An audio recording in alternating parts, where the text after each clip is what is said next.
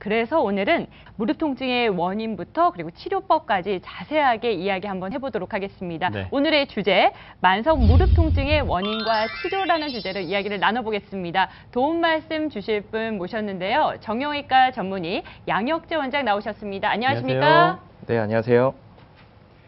원장님 지금 계시니까 아무래도 무릎 통증으로 찾아오신 분들 정말 많이 뵐 텐데 네. 실제로도 우리나라 국내 노인 인구 중에 한 80%가 이 무릎 통증 때문에 국민 질환이라는 얘기가 붙을 정도로 네. 이 질환 때문에 앓고 계신 분 많다고 합니다. 네, 뭔가 몸에 무리가 있어서 네. 살짝 무릎 통증이 왔을 때는 뭐 그냥 지나칠 수는 있지만 어느 정도의 중증 통증이 왔을 때는 바로 병원에 내원을 해야 할 것 같은데요. 그런데 우리가 살다 보면 좀 격한 운동을 하다가 좀 다칠 수도 있잖아요. 네. 바로 이런 것들이 중증 통증을 부른다고 합니다. 이렇게 자주 발생하면서도 중증을 부를 수 있는 무릎 통증에는 어떤 것이 있을까요? 저희가 영상을 준비했거든요. 함께 만나보시죠. 네, 환자분들 같은 경우에 등산을 하다가 내려오면서 지금 그림과 같이 삐끗하면서 무릎이 인대를 손상을 받는 경우가 많은데요. 네. 영상에서 보다시피 무릎의 금이 갈라지면서 조금씩 연골이 떨어지게 됩니다. 이런 경우 아주 심한 통증과 함께 쩔뚝거리게 되고요. 그림과 같이 또 계단을 다니면서 계단을 다니다 순간 중심을 잃고 꺾이면서 심한 통증을 호소하게 되는데요. 이런 경우 무릎 안에 실제로 내부 구조를 보게 되면 십자인대가 심하게 꺾이면서 또 경우에 따라서 찢어짐이나 통증을 호소할 수 있습니다. 이럴 때 이제 중심을 잃으면서 무릎에 힘이 풀리게 되고요. 또 마지막으로 세 번째는 지금같이 앉았다 일어나거나 쪼그렸다 일어날 때 무릎이 삐끗하게 되는데요. 이거는 중심축이 뒤쪽에 몰리면서 무릎에 반월상 연골판이라는 게 있는데 그 연골판이 앞으로 찢어지면서 이렇게 그림에서 보다시피 심한 통증을 호소할 수가 있게 됩니다. 네. 아니 이렇게 자료 그림을 보니까 네. 초기에 파열이 되었을 때 좀 조기에 병원을 좀 찾아가면 좀 빨리 회복되지 않을까라는 생각이 들지만 네. 실생활에서는 사실은 조금 아프다 그러면 왠지 좀 파스에 좀 의존을 하게 되고 네. 시간을 좀 미루게 되는데 그 네. 이유가 어느 정도의 통증이 있어야 어느 정도로 아파야 병원에 가야 할지 이게 조금 더 어려운 것 같아요.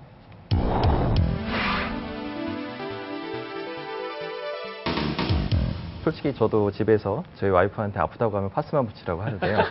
하지만 실제로는 정말 오늘 얘기하는 것 중에 가장 키포인트는 이 질문이 아닐까 생각합니다. 네. 여러분들이 느꼈을 때 이 증상이 있으면 한 번은 병원을 꼭 가야겠구나라고 네. 알고 가신다고 하면 네. 이 방송의 가장 핵심이 되지 않을까라는 생각이 드는데요. 네. 집중해야 되겠네요. 네, 집중해서 얘기 들으시면 좋을 것 네. 같습니다. 네. 자, 무릎의 통증은 가장 중요한 것은 무릎이 붓고 쑤시며 아프다는 통증을 호소하게 되는데요.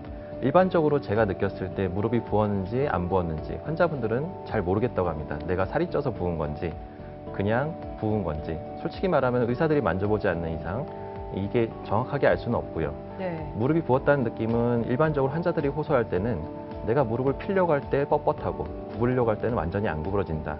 상당히 구부리기가 쉽지가 않고 불편하다라는 느낌이 있으면 아마 관절 안에 물이 꽉 차면서 무릎이 부었기 때문에 그런 증상을 호소하기 때문에 뭔가 뻣뻣하고 구부리기 힘들고 앉았다 일어나기 너무 힘들거나 쑤시면서 아프면 무릎이 부어서 내가 한번 병원을 꼭 진료를 봐야겠구나 라는 생각을 한번 해보셔야 되고요. 네.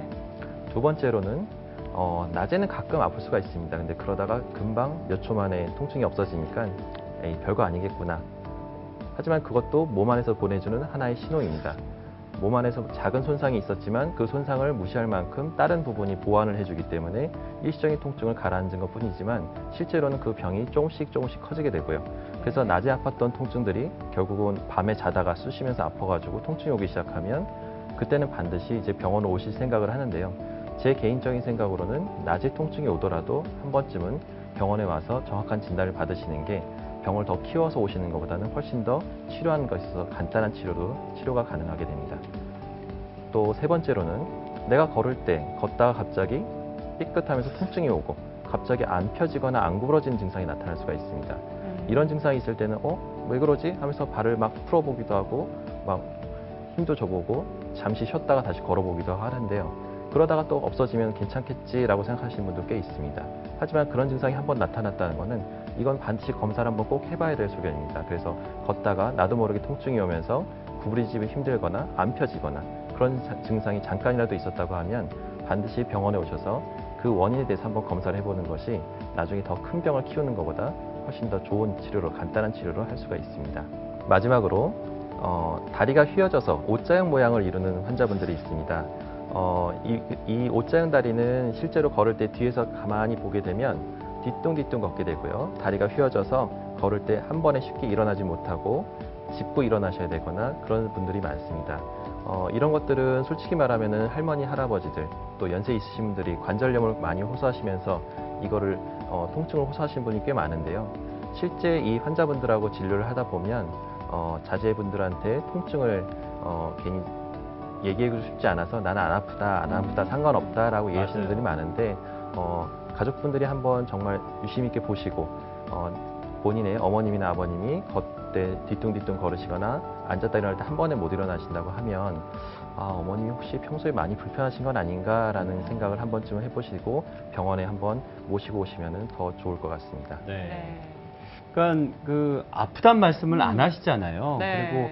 그리고 또 노인이 되면 의뢰이 네. 저렇게 그러려니. 이제 네. O자가 되고 걷는 것이 뭐 뒤뚱뒤뚱 된다라고 이제 생각하다 보니까 그냥 사실 방치했던 게 사실인 것 같습니다. 네. 뭐 자식들 걱정하실까봐 말씀을 안 하시는 거겠죠. 네. 네. 그리고 사실 뭐 주무실 때 너무 아파서 잠 못 잔다 그러면 병원에 가지 말라 그래도 아마 가셔야 될 거예요. 네. 그런데 앞서 이렇게 말씀해 주신 사례 중에 네. 무릎이 좀 붓고 좀 아프고 또 걸을 때 좀 아팠는데 또 그래도 괜찮고 이런 정도면 아마 앞서 그 우리 원장님께서도 아내분께 파스 바르고 말아라 이런 말씀 하셨잖아요. 네. 아마 그 중증이 아니기 때문에 네. 막 그런 정도로 했겠지만 사실 만약에 심한데도 불구하고 파스에 의존하고 점점 방치를 했을 때는 심해질 수 있지 않을까 싶거든요. 네. 어떤 위기까지 초래될 수 있을까요? 제가 환자분들을 진료보면서 느낀 점 중에 하나가 뭐냐면요. 실제로 워킹맘들로 인해서 아버님, 어머님들은 다 밖에 나가서 일을 하시고 네. 그러다 보니까 할머니, 할아버지들이 손녀, 손자들을 보게 되는데요. 그렇죠. 그 손녀, 손자들을 보시는 할머니, 할아버님들이 하루도 쉬시는 날이 없다 보니까 내가 아픈데도 차마 얘기는 못하고 원장님 죄송하지만 조금만 더 밀어주십시오. 아직은 지금 제가 다 애를 돌봐야 되기 때문에 아프지만은 좀 참아야 됩니다라는 얘기를 많이 듣습니다. 예.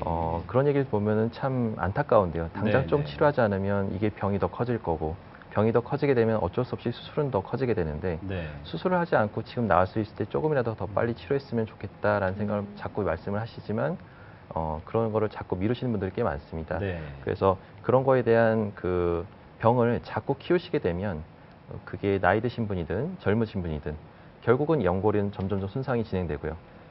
예를 들자면 아스팔트에 조그마한 구멍이 났는데 그 구멍이 점점점 시간이 지나면서 차 바퀴가 지나가면 점점 연골이 떨어져 나가고 연골이 네. 떨어져 나간 면적이 커지면 커질수록 우리가 치료해야 될 방법들과 재활 기간이 훨씬 더 길어지게 됩니다. 네, 네. 그래서 그 고통을 감내하면서 치료하는 것보단 조금이라도 빨리 예방적으로 오셔서 빨리 진단하고 조기에 빠른 간단한 치료에서 치료할 수 있으면 그것이 가장 현명한 선택이 아닐까 생각합니다.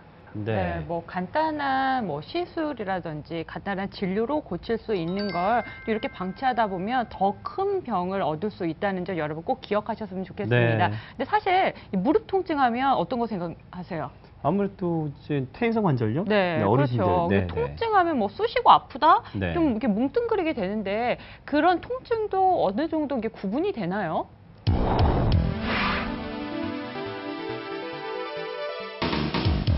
네, 증상에 따라서 네. 어느 정도는 저희 의사들이 봤을 때 이런 증상이면은 이런 걸 좀 의심을 해봐야겠다라는 생각을 하는 게 있습니다. 네. 이 간단한 팁을 간단하게 드리면 네. 우리가 연골을 이제 무릎을 이제 구부렸다 펼 때 갑자기 안 구부러지거나 안 펴지거나 근데 계단을 내려가려고 할 때 뭔가 통증이 오면서 뭔가 불편하다는 느낌이 들면 첫 번째로 의심해야 될 거는 아까 세 가지 그 무릎의 안의 구조 중에서 연골판이라고 해서 무릎과 무릎 사이에 스프링 역할을 하는 물렁뼈가 있습니다. 그걸 연골판이라고 하는데요. 그 연골판의 손상을 의심해 볼 수가 있고요. 또 두 번째로는 뭔가 이제 내가 계단을 내려가거나 올라가거나 뭐 뛰려고 할 때 걸을 때는 상관이 없습니다. 근데 뭔가 활동적인 활동을 하려고 할 때 갑자기 무릎에 힘이 풀리면서 주저앉을 것 같거나 다리가 좀 따르는 듯한 느낌이 든다고 하면 아마 십자인대의 파열을 의심을 해봐야 됩니다. 그리고 또 무거운 짐을 지고 계단을 오르거나 아니면 내렸다 앉았다 일어날 때 뭔가 시큰거리면서 뭔가 좀 무릎이 뭔가 시리다는 느낌이 들기 시작하면 이거는 연골이 떨어져 나가기 시작하거나 금이 가면서 초기에 증상을 호소하는 경우가 많기 때문에 특히 제일 중요한 게 연골 손상을 무시하는 경우가 꽤 많습니다. 잠깐 시린 거에 대해서 에이, 괜찮겠지. 물론 또 시간이 지나면 또 괜찮아지기도 하지만 그 증상들을 자꾸 무시하다 보면 결국은 더 큰 병으로 오시는 경우가 많기 때문에 너무 자주 시리거나 그 빈번하게 오시기 시작하면 그런 증상에 대해서 무시하지 말고 바로 병원에 오시는 것이 좋습니다. 지금 무릎 통증 관련해서 그 원인이 어떻게 오고 또 이제 증상이 이렇게 이럴 때는 언제쯤 병원에 와야 되는지 등등을 이제 원장님께서 말씀해 주셨는데 네. 아마 지금 TV를 보고 계신 분들은 아프신 분들이 관심이 있기 때문에 네. 보고 계실 거예요.